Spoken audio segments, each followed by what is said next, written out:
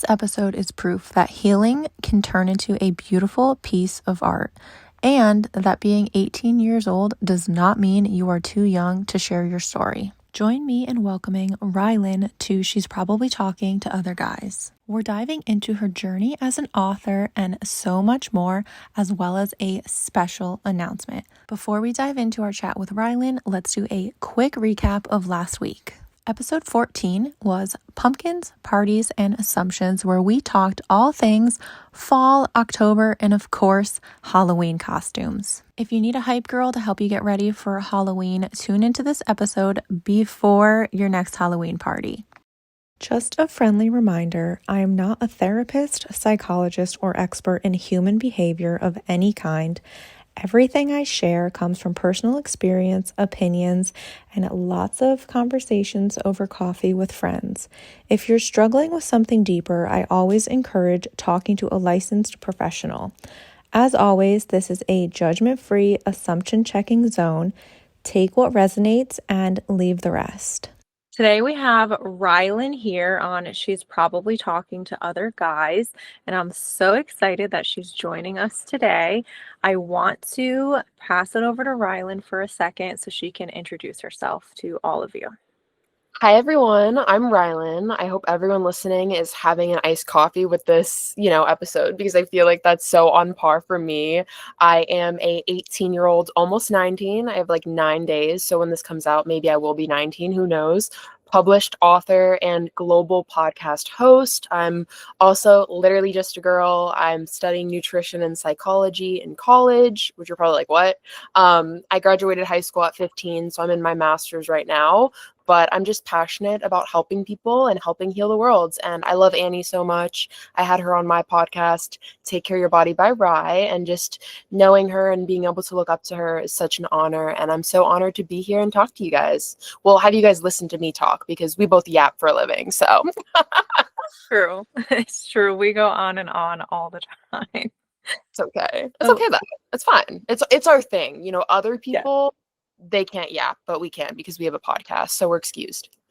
And I think I'm going to say the worst part, just because I feel like it might become something I eventually need to control, is that I'm getting better and better at yapping as I keep working on this podcast. So I think I'm going to need to start putting a timer on so it can stop me and remind me of how long I've just been going on for. No, truly. It's so funny because I just used to be so shy, and you would if you knew me in high school or in middle school, you'd be like, she was gonna have a podcast? No, this girl wouldn't even raise her hand. And now I'm just chatty, chatty, chatty. It's so funny. You start a podcast and suddenly you're not shy anymore. It just goes out the window. Love that though. Yay. Today's episode is called Becoming the Main Character, because I feel like that's exactly what you did by sharing your story. I have her book right here, Once Upon a Time I Survived Myself. This is the book that she wrote, which I just find incredibly inspiring. The fact that you made this and you put all of this together, and that this is a little piece of you. I feel like that's just something that's so special. And now not only do you have it for yourself, the world has it, and the world has the possibility of getting it, which I just think is so, so cool. And I'm really proud of you, because that's awesome that you did this. Oh, I love you. Thank you for being you. When I say I look up to you, I don't just say that because it's pretty or it sounds nice. I love what you do with your creation and your art and your shop and just what you stand for. And I see you and I'm when I grow up, I hope I can be half the woman she is, because you're so strong, you're so talented, you're so multi-creative. You don't stick to just one thing. You're so expressive. I was obsessed when I saw what you were going to do with the home decor thing the other day. I was like, excuse me? I'm pulling up. Let's decorate your house together. Let me be a part of this. Not to interrupt you, but something got delivered today on the topic of home decorating, and Oh my God. really so excited. I posted in these little overalls that I had on. I'm totally putting those back on to work on the project that was delivered. So to be continued, but I can't wait. I think even you'll be shocked by this one, and this is going to definitely test not only my strength, but Just my ability to complete this on my own. So I'm thank excited. you. I know I truly look up to you so much, and I just think you're such a badass, and you really show the world like you don't have to be a male to do hard, strong things. Which, if you think that in 2025, wake up because women can do anything. Yes, 100%. You can blur that out too. I don't know if we're allowed to say bad words. I don't know. I don't want to mark this episode as explicit too. I used a word in my this week's episode that came out, and it was part of a quote from Mean Girls. Mhm. Um, so I don't want to repeat it here because I don't want to mark our episode with explicit. But if you listen to it, you'll know what the word I was talking about because I said it and then I was like, oh, I don't know if I even need to bleep this out or not. I'm not sure. Well, I'll keep a clean mouth. It's okay. If Right. I need to beep anything out, I'll just ask you what sound you want me to use anytime you say something, and you can choose the sound that You I'll can bleep use it out a with. magic wand one, the like little, Okay. the sparkles or whatever. I feel like that'd be All so right. cute. No. So if you say anything, I'll just throw in a little magic wand sound. Make me a And little fairy. let's get started with your story. So, how did you start writing Once Upon a Time I Survived Myself? It's so funny because I've been writing this book, or well, I wrote this book over the course of 2 years, and I told no one. I was like, I'm always the kind of person that I'll have an idea come to mind, or I'll have like something come to mind. I'll be grocery shopping, or I'll be doing the most random thing. And then next thing you know, I'm like voice memoing in my phone, like just these thoughts or ideas, or like literally this long paragraph of what now like is a chapter for people to read, which I find crazy. When you said the whole thing about like the world has my book, I'm like, yeah, they do, which is like scary, but really cool at the same time. So it kind of just started out as like ideas and just things I was journaling down as I was going through this really hard time in my life. And then next thing you know, I was like, I've always loved to be creative and I always loved writing and I grew up writing. And again, I was really shy in middle school and in high school. So I would like hide behind my journal and I would just write how I felt or write what was going on, always observing, never speaking. And I had a journalism teacher in high school who believed in me, and she was like, your writing is amazing, like I hope you know that, I don't want you to ever lose that. And she actually inspired me to start my podcast, and she unfortunately passed away, but I was like, you know what, I'm going to do my podcast in her honor. And then from me doing my podcast, I was like, holy crap, I just started a podcast at 17, I can do anything. And then I was like, you know what, let me go back to that like random Google Doc of just my experiences and just this poetic format I used to express myself, and then maybe I'll turn it into a book. And then I took it really seriously, and recently, or well, I guess this year, I picked it back up and I was like, you know what, I'm going to make this happen. I'm going to turn it into a book to help people survive and heal. And that's what I did. And I really got cracking in November. I was like, November of last year, I was like, let's do this, because you know what? If I felt these things and I was going through something like this, someone else needs to read this and needs to hear that they're not alone in their experiences. And that's why I do everything I do. My podcast, my posting, like I just want people to realize they're not as alone as they may feel in whatever they're going through. And there's always someone out there who feels the same way. And I think it's scary to share your story and to put yourself out there, but it's almost like it's selfish if you don't, because if you don't share your story, then you're not going to give someone the ability to feel seen. And it's like, I'd rather have people feel less alone than me feel embarrassed that I put myself out there publicly, if you know what I'm saying. I got you. It's always, I feel like, nerve-wracking Oh, it to is. that post button, especially if it's something that's kind of like either a new post or something. I almost feel like it's harder when you really care about something because you want others to Right. feel the same way when you post it. So then when you post it and then you're like waiting for feedback and sometimes it And doesn't it come feels, right it feels like away. rejection. No, it does. And it's like, that's what I've also learned. A lot of what I do is like literally a piece of my heart. It's my story, my life, whatever. Like this book is literally me in book format. So I got like just the most like anxiety after I hit publish. I was like, ew, this means people can like hate on a part of me. Like, what do you mean? I'm gonna go hide in the corner. Like, that's disgusting. People are gonna know about my life. But then I was like, you know what?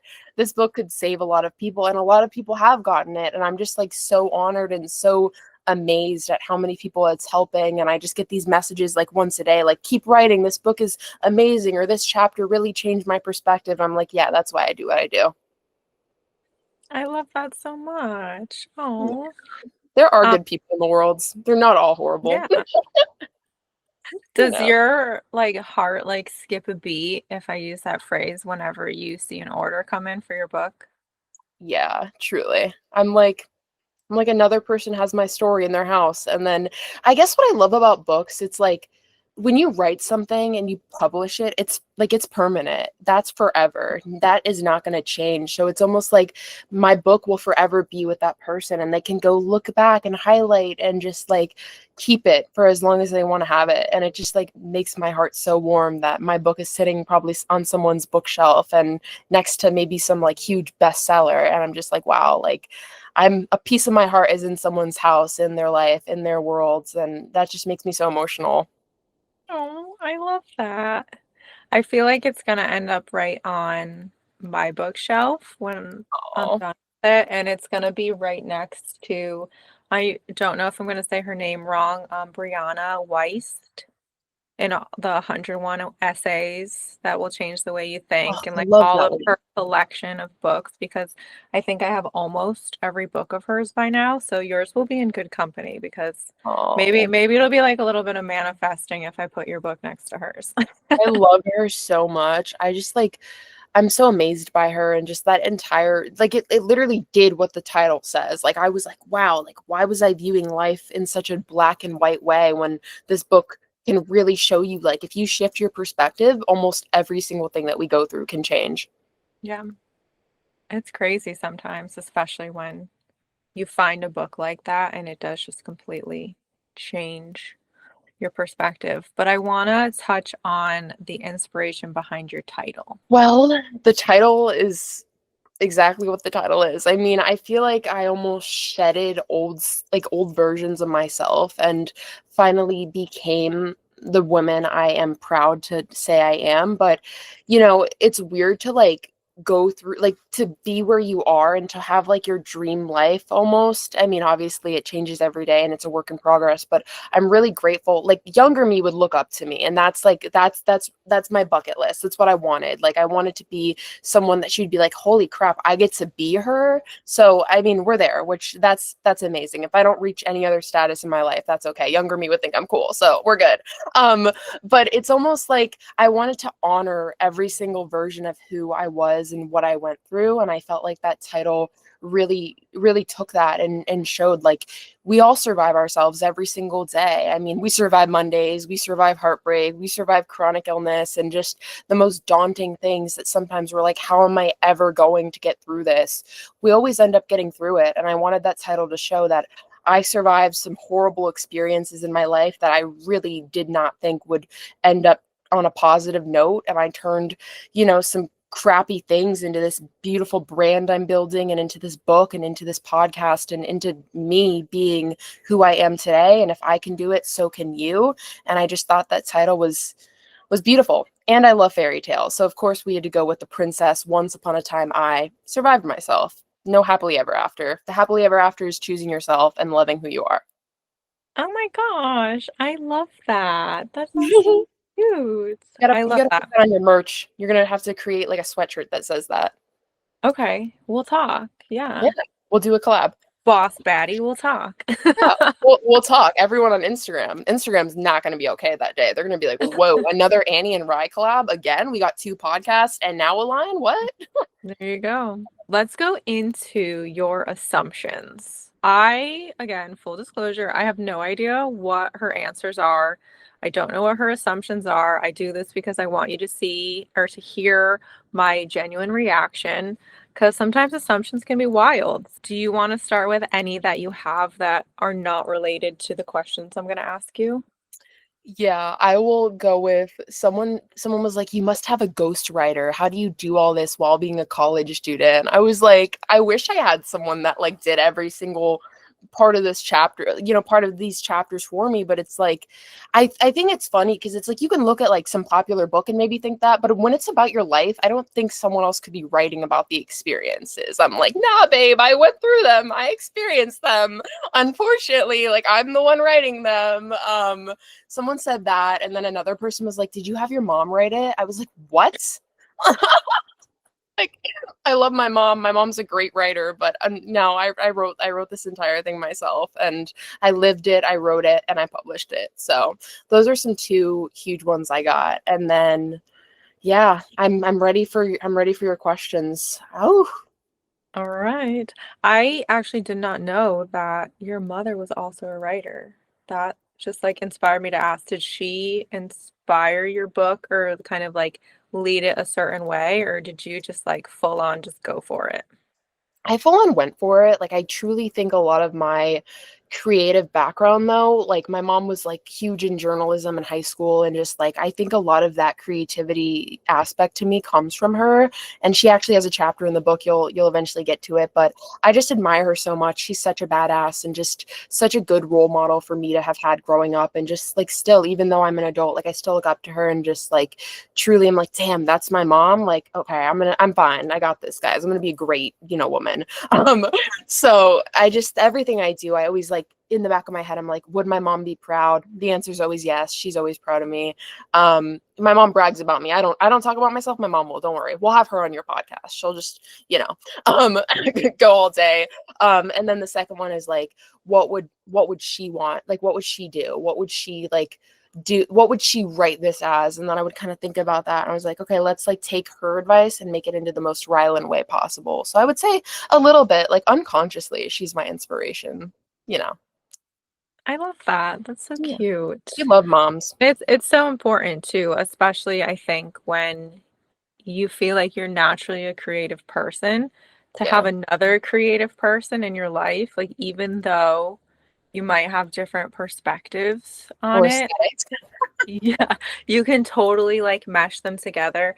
Someone that I know from the ballroom industry, he always says, you can create something alone that's amazing, but when you can like work with someone else and create something together, you can truly like end up with something that is like so unmatched because you just put like two creative people together to put something together. So, I agree, and I feel like sometimes we can look at things one way, but we need someone else's entire like eyes to be like, nope, you should, fix this or fix that. Because if we're just the one doing it, we might not notice a different detail that would look honestly better than what we had in mind. I feel like mhm, collaborating is so beautiful. it really is.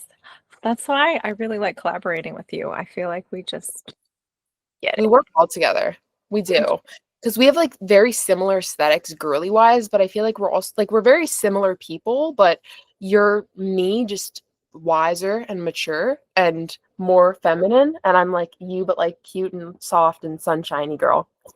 Oh my gosh, I love this. I feel like that needs to come together as a sweatshirt somehow.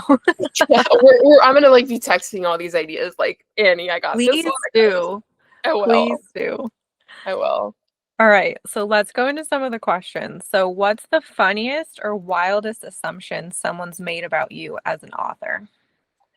I would say that well, it's weird because I'm so young. So I feel like a lot of things in my life, people have looked at me like, oh, you're so lucky, or you're too young to be doing this, or you're too, how do you have a podcast? How do you have a book? Like, how do you even write a book at, they called me 19. I was like, I'm actually 18, but okay. How do you even write a book at 18? And I was like, you know, I don't think age defines anyone. I think when you're young and you write, like people expect innocence almost, but they don't expect you to already lived through things that require so much healing and so much work and so much depth. Like I'm 18, but I've lived through probably like 20 different lifetimes, that doesn't mean anything. Like you could be 18 and so emotionally mature, or you could be 7 and so emotionally mature. Like age is truly just a number.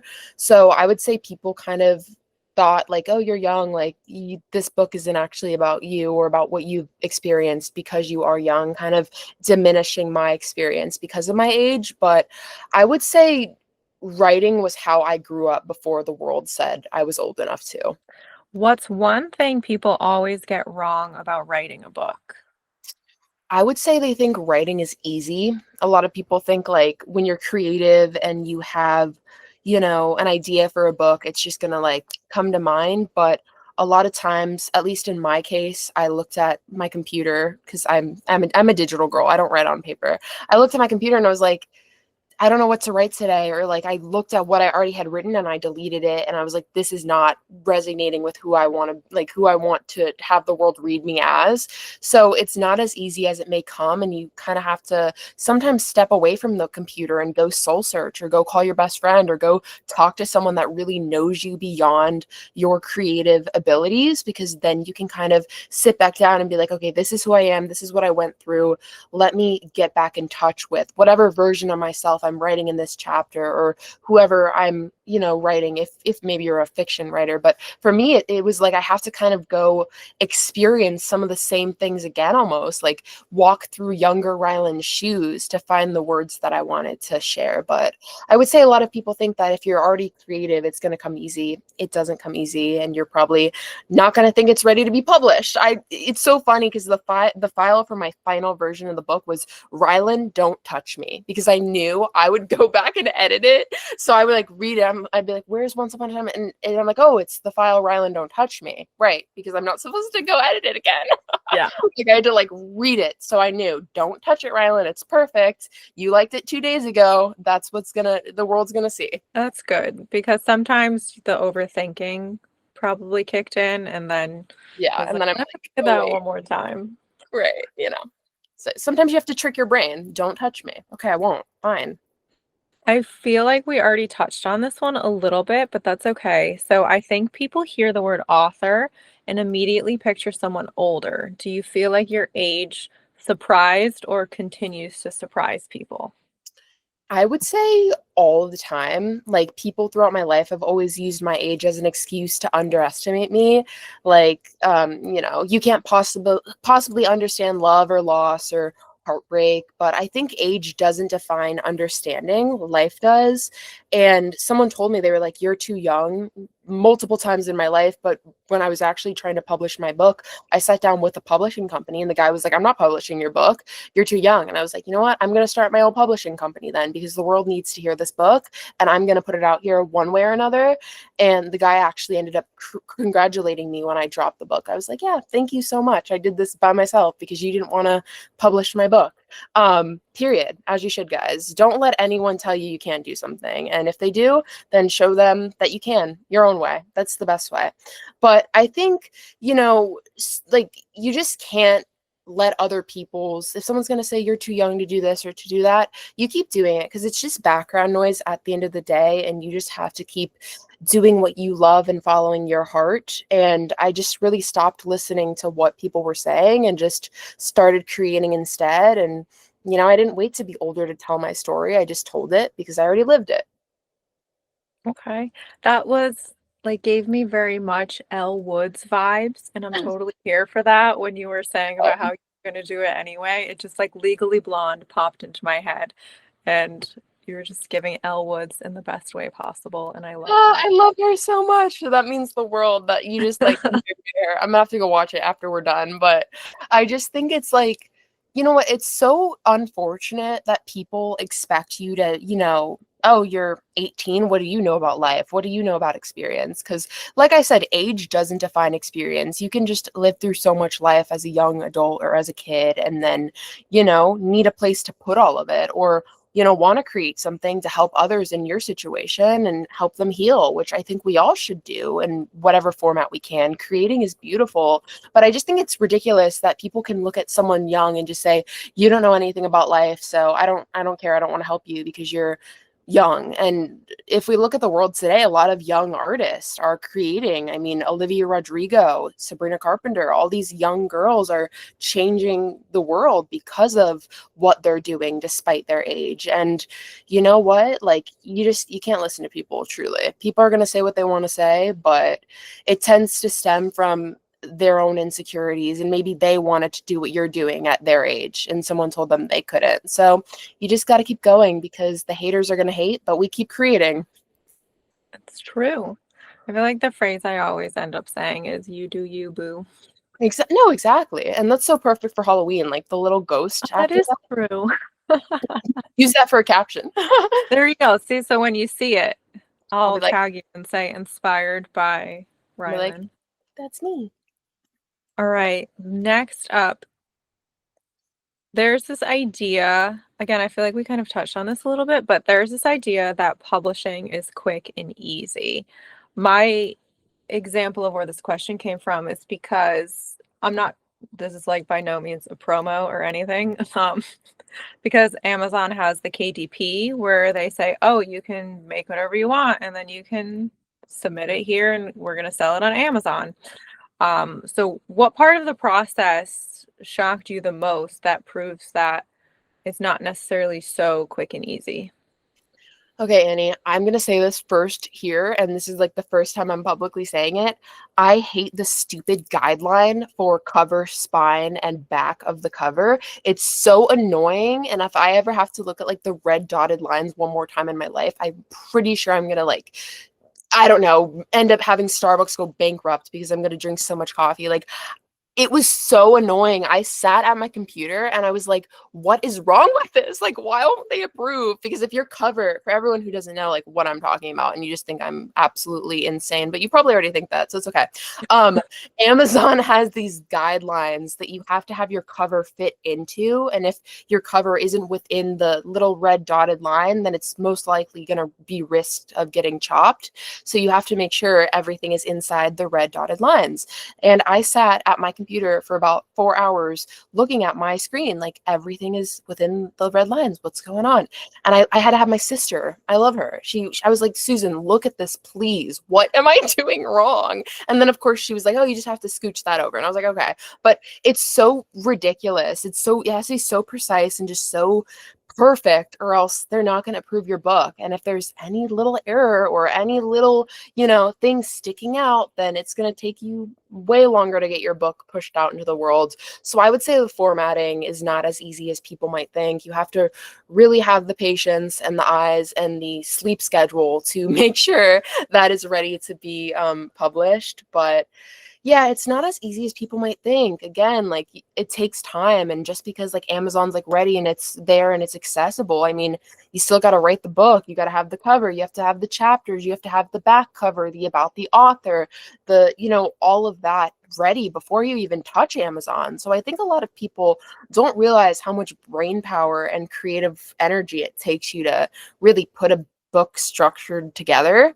But yeah, Amazon red lines, I'm gonna go fight you in the boxing ring, because no. For my second book, I'm like trying to even like in my head, I'm trying to like think about the cover already, because I'm like, I don't want this to be chopped off. I don't want that to be chopped off. I cannot like sit on my computer and fight with these red lines one more time.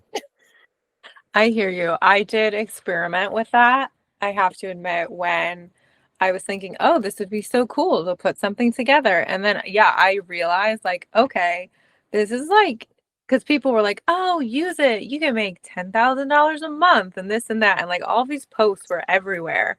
And then it's like, you have, like, do you have any idea how long it takes to put something together? Like, I tried. And the cover thing bothered me too. I couldn't figure it out. And I even downloaded a template and I couldn't get it done either. But It's so um, annoying. You can try and do it over the template that you download, and then still it's not. it's still, yeah, it rejected it so many It's so times.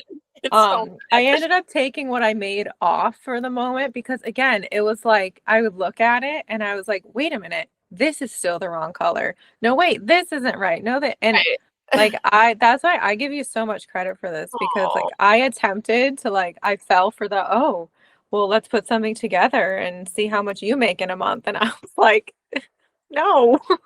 You're like, please, God. I'm ready for this commitment. This is not a commitment Me I'm and ready Andy for are yet. proud. We hate the cover guidelines. We're proud haters of that. I mean, and why are we gonna make it like red? Okay, we hate red flags. I hate the red dots. Like, make it another color, please. Make it green. Make it some other color. Like, not red, please. And then you close your eyes and you just keep seeing the dots. It's like, no, it's haunting me. Oh my goodness. All right. Some people probably assume that writing is a solo journey. And I know you mentioned, about getting some inspiration and collaboration, but did you write this entirely by yourself?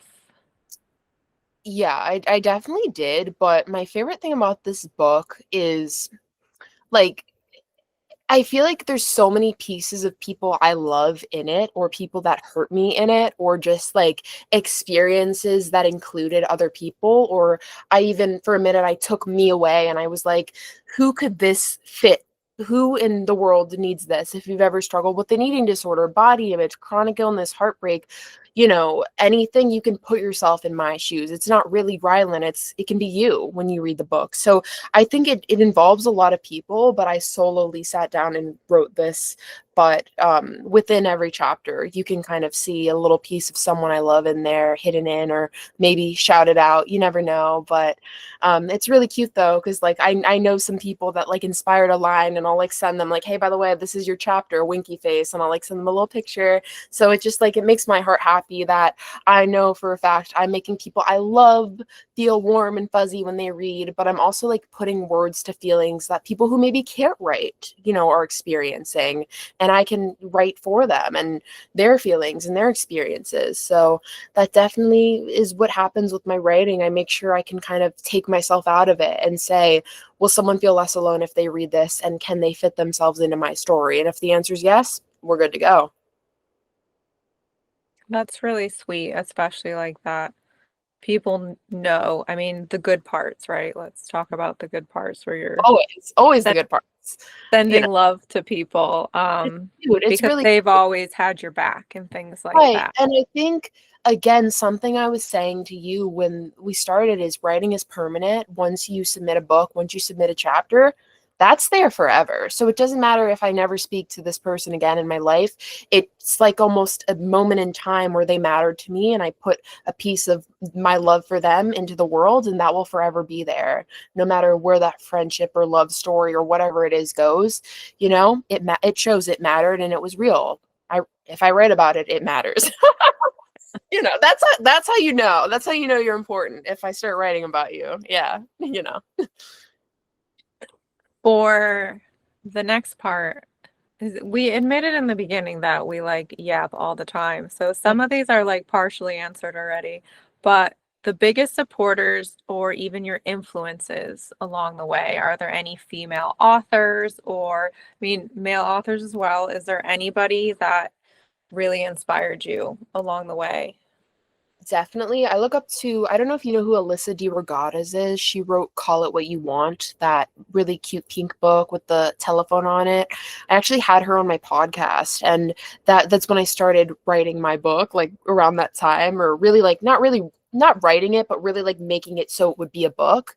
And I just was like, she's so badass. She self-published her book, and then the world loved it, and she just didn't let anything stop her. So I definitely had her in the back of my mind when I was, getting this into the world. And again, just so many people within my close circle, my mom, my friends, like I tend to really overthink and kind of just say, oh, well, I'm just Rylan. And it's nice to know that these people around me are like, you're not just Rylan. You've done this. This is who you are. This is your beliefs. This is you. And they kind of mirror back who I am, so I can, get the courage to touch my computer or to publish my book. And I really think it's amazing to have these people around you, because we can be our worst critics sometimes. If anyone's going to hate on me, it's probably going to be me. So I need to work on that.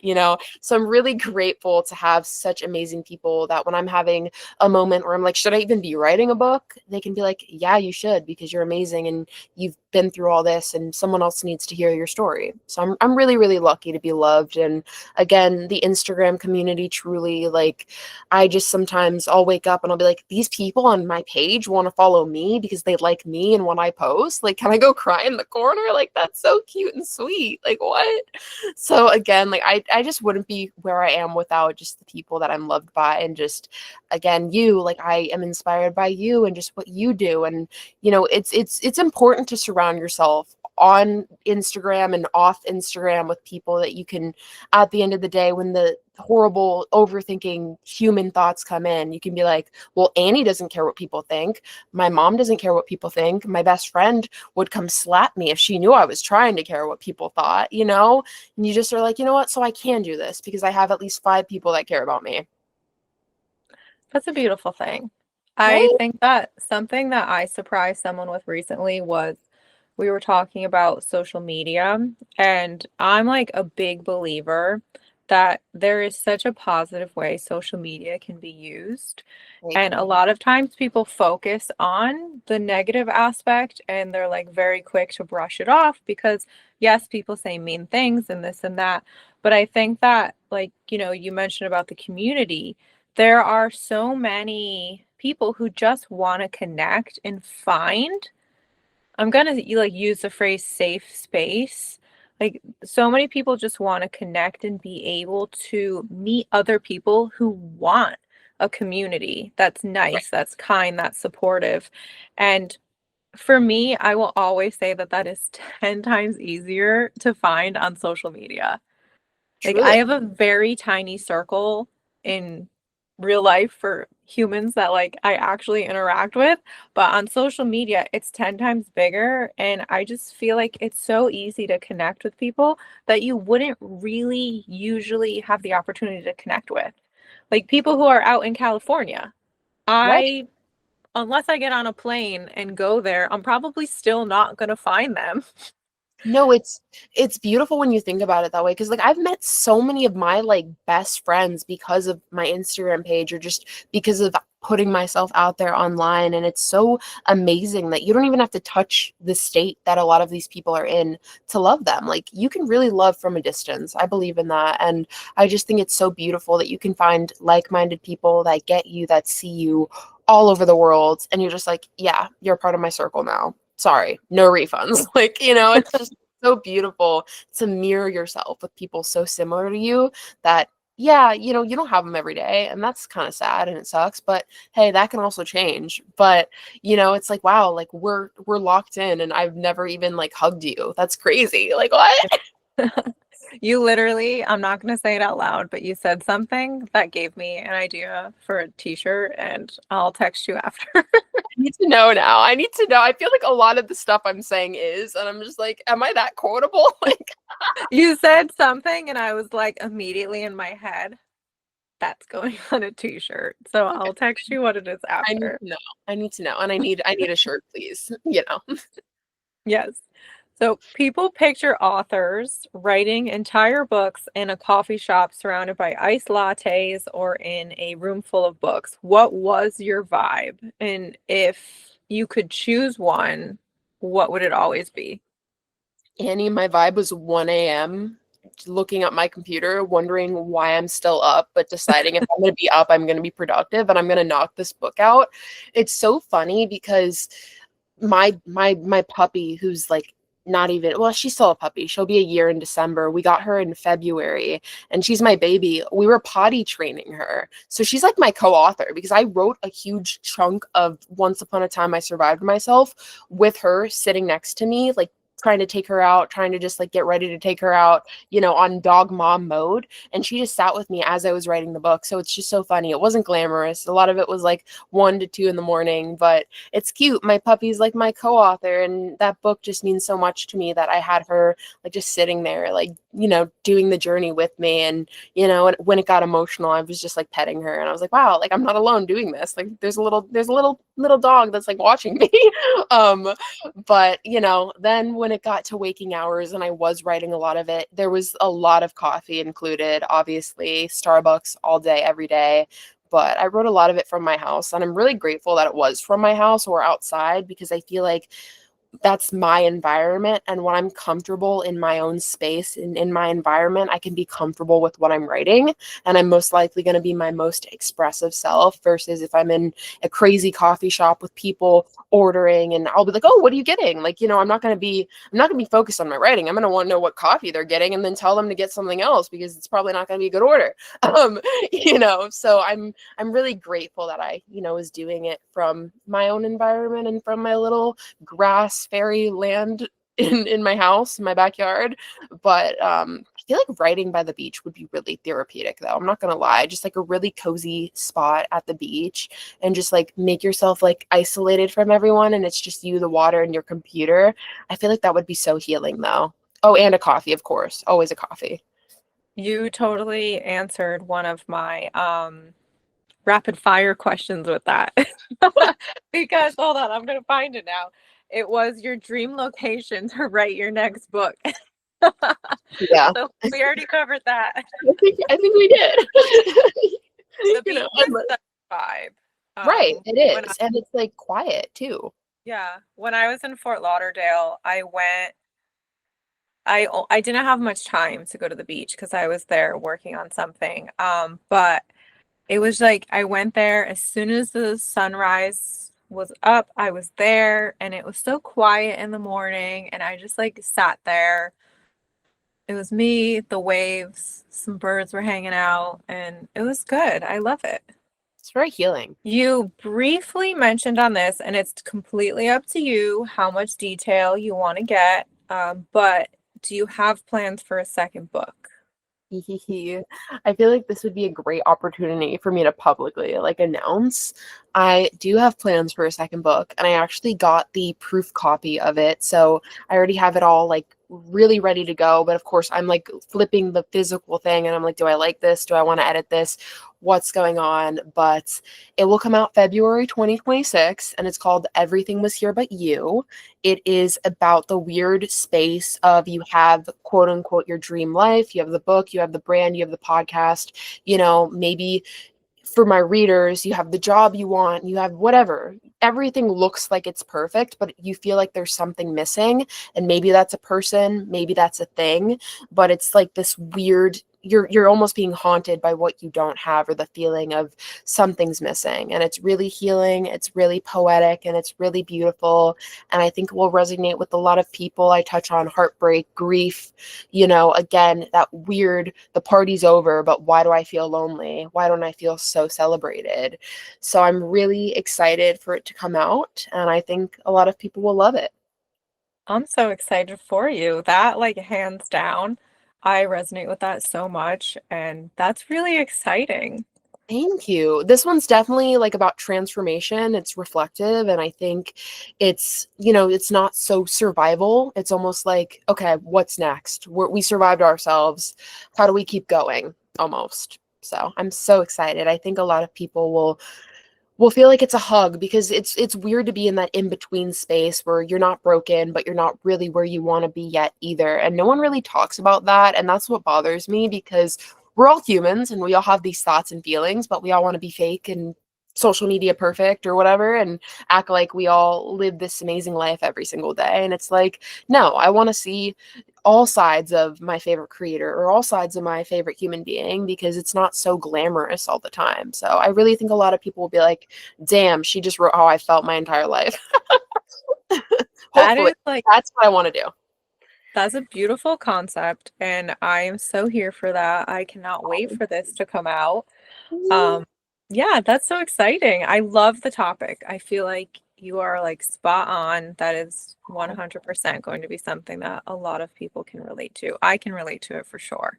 Aw, I'm gonna cry. I'm gonna come give you a huge hug, actually. So One if you day see we if you see a 5'9" fairy at your door, that's me. So One day we definitely will, for yeah. sure.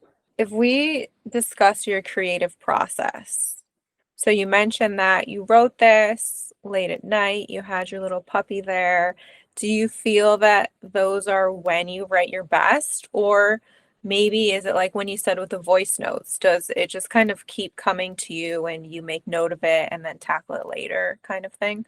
That's what happens. It's weird because it's like I'll see something for a lot of the second book. I'm not writing just from my experience. I'm writing like as an empathetic person that has the ability to put herself in other people's shoes. So what I've noticed is I'll people watch. I'm like, that's an idea for a book.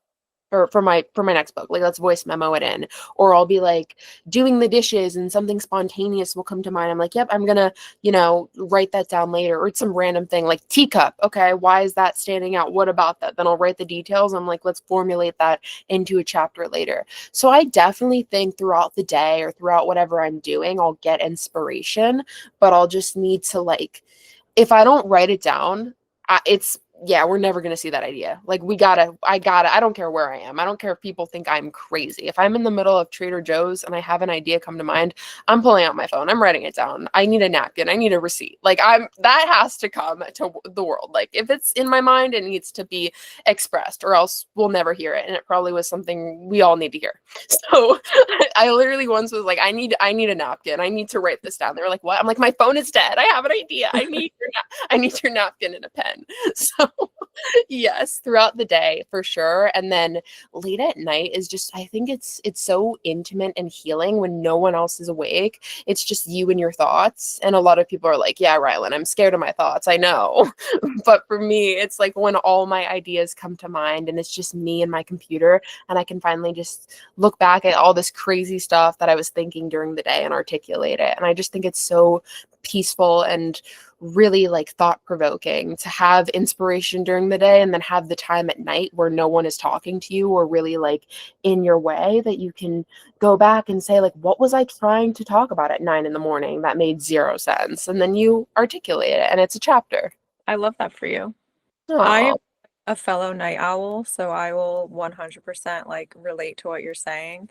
I randomly have these thoughts and I just need to write them down because I learned my lesson way too many times that if I don't write it down immediately, I end up being like, okay, I thought of something before, but it's gone now and I don't know if it's ever going to come back. yeah, it's like where did that idea go? Oh no, because knowing us, we're very creative, so it probably was like a really good idea, and it just disappeared. We're going to move into some takeaways I'm excited. for today's episode, and then we still have a little rapid fire. I'm ready. So, what did writing this book teach you about yourself that you would encourage listeners that something that's important for them to learn about themselves as well? Maybe not necessarily writing a book, but I would say that, obviously for me writing this book, I kind of had to walk shoes that I already walked years ago or gone through experiences again through writing. And I think a lot of times we think, okay, I'm gonna grow up or I'm gonna, it's my birthday, I'm gonna be a different age.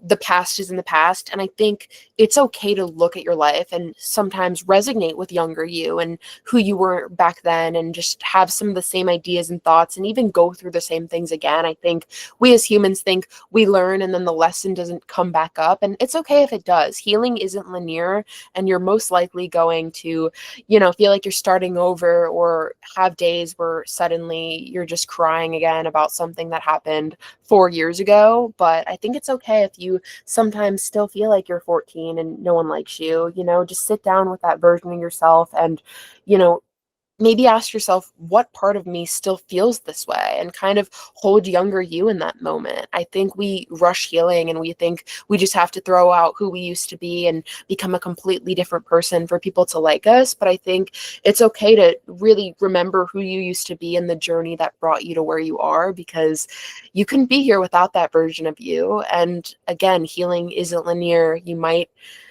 go through some of the same things again, but it doesn't mean you're failing. It just means you're starting over with a new mindset. I love that. I feel like I keep saying that, but I really love everything that you're saying. So, Oh, what advice would you give to anyone with a big dream? go for it. I think life is short. And if you have that, there's that quote I love. It's like, if you have that dream or idea and in your heart, it's there for a reason. Chase it, and people might think you're stupid or might say you're stupid or might think it's dumb and don't see it going anywhere. Keep going anyways, because what I've learned is like with life or social media or just with people, a broken mirror is going to judge a normal mirror. A broken mirror is not going to judge another broken mirror. And I've said this all over Instagram, but it's so true. Someone who maybe doesn't think that they can do something, achieve their dreams, be where you are, is going to sit there and hate on you. But someone who's also achieving their dreams or doing something creative is not going to hate on you. So you have to think about it that way and just keep going no matter who's judging you, because someone in a better position wouldn't be hating on you. You got to think about that. So go for your dreams, chase them. You have your dreams for a reason. And even if people tell you they're silly or they're not going to happen, chase them, because they are going to happen. We believe in manifestation over here. And yeah, chase your dreams. Drink coffee with them though, because us dreaming girlies, us big dreaming girlies need our coffee. Like that's how I've actually, guys, the secret to where I am right now is because of coffee. Starbucks sponsored. Not really. It should be though.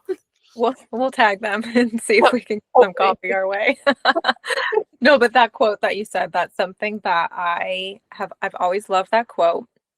And I won't get into specific details right now, but I had my friend Jessie on an episode a few weeks ago, and she Love also, her. and she's so cute and I love her so much. So she is a Reiki master or a Reiki teacher. I'm not sure the proper terminology, but she also does tarot readings. So we sat down on the night of a full moon and she read my cards. And the insanity that came from it was exactly the dream that I had been thinking of. And the fact that it literally came up so specifically in the cards was absolutely terrifying.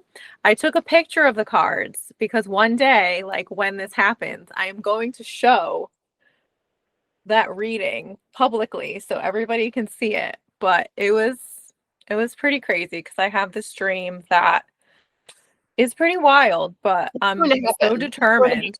It's going to I'm happen. so determined.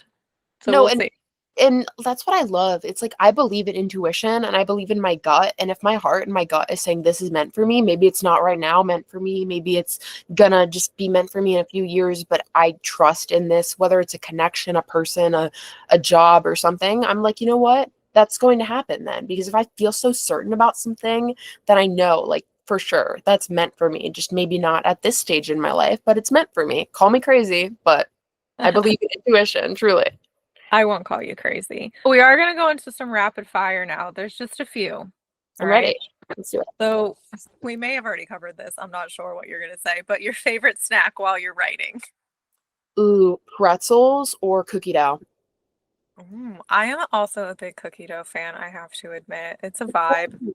The song or artist you had on repeat while you were writing your book. Taylor Swift, Sabrina Carpenter, Ariana Grande. I love that trio. Me We too. already did your dream. Well, unless you have a different one, your dream location to write your next project. I don't know about my next project, but maybe a future project, the Eiffel Tower. Like, I feel like that'd be so cool. That is very cool. Ooh, I like that one. Catch me there, guys. Wait, didn't they like light it up pink recently, or was that just something? Yeah, right? Yeah. Yeah, we have to go. Let's go, actually. Yeah, See you right now. later. Yeah. Right now. See you. Your book or author who inspires you the most? I would say, again, Alyssa DeRogatis. I just like love her work ethic and love her as a person, and just she really can show that like one day your life is normal and then next thing you know, people resonate with your writing and then you're known all over the world. That's amazing. Your favorite animal? Ooh, definitely a dog. I love dogs. I'm a fellow dog person. You get it.